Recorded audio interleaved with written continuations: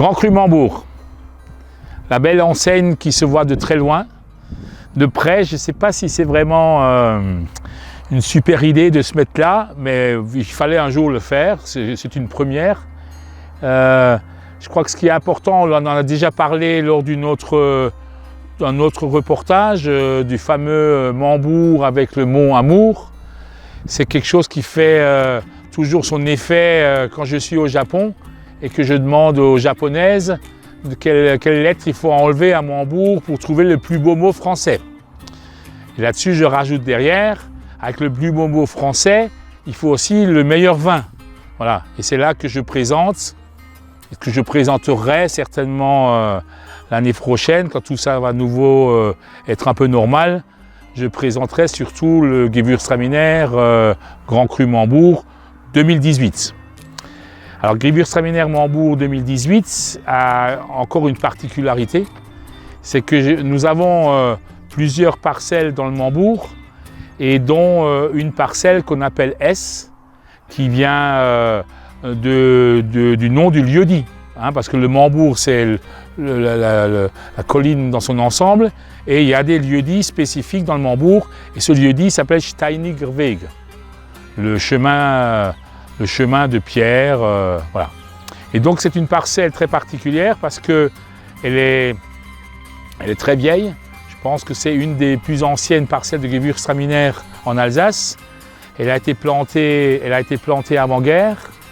Et donc j'arrive à faire des très petits rendements et des produits assez extraordinaires. Alors j'ai d'autres parcelles dans le Mambourg, mais hélas en 2018, on s'est retrouvé avec un peu de rendement, donc on n'avait pas cette concentration, cette expression de terroir que je recherche dans ces autres parcelles, donc j'ai déclassé ce vin.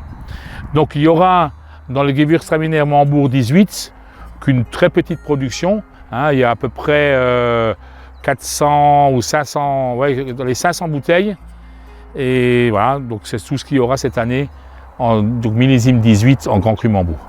Donc comme le reste, de tout ce qui est Grand Cru et donc les hauts lieux, ces vins sont vinifiés en barrique, donc en fût bourguignon, donc avec 18 mois, avec 24 mois d'élevage, comme les autres. Donc, Grand Cru Mambourg 18 Gewürztraminer,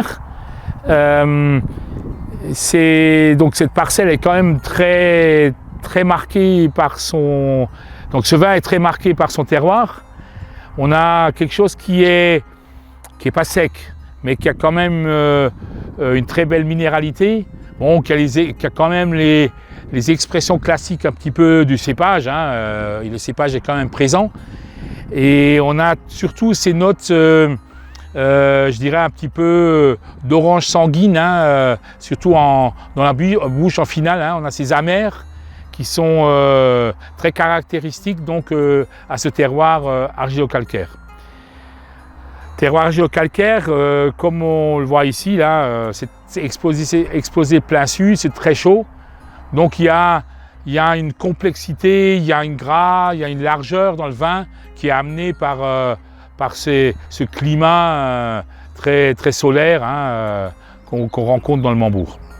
Après, il y a aussi le Riesling Mambourg. Donc le Riesling Mambourg, qui est aussi le 18, qui est un très beau vin, qui a les mêmes caractéristiques, hein, parce que c'est intéressant quand on goûte le Riesling ou le Gewürztraminer, on retrouve tout de suite le sol. Hein, on retrouve ces amers, cette finale un peu riche. Hein, bon, ça va très bien au Gewürztraminer, parce que le Gewürztraminer demande cette richesse.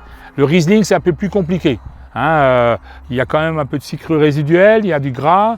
Donc je pense que c'est surtout des vins qu'il faut, les deux, hein, que ce soit le Riesling ou le Gewürztraminer, qu'il faut un peu oublier dans la cave. Hein, c'est des vins qui demandent un vieillissement minimum de 4-5 ans avant peut-être de les boire. Allez, Grand Cru Mambourg 18.